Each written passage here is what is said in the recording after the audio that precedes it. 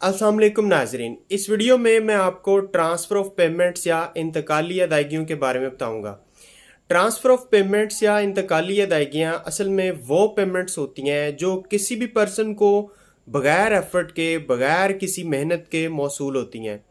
For example, अगर government retired कोई officer है और उसको पेंशन मिलती है, ये ट्रांसफ़र ऑफ पेमेंट्स में आएगा। या उसके अलावा अगर कोई आपको आपका दोस्त अजीज़ गिफ्ट देता है, या फिर किसी स्टूडेंट को स्कॉलरशिप मिलती है गवर्नमेंट की तरफ से, या किसी को ज़कात या चैरिटी वगैरह मौसूल होती है, तो ये वाली पेमेंट्स ट्रांसफ़र ऑफ पेमेंट्स या इंतकाली अदायगियों में शुमार होती हैं। वीडियो आपको अच्छी और इन्फॉर्मेटिव लगी है तो लाइक करके शेयर कीजिए।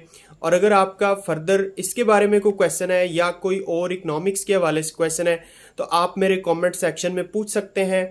और अगर आपने अभी तक मेरे चैनल को सब्सक्राइब नहीं किया तो सब्सक्राइब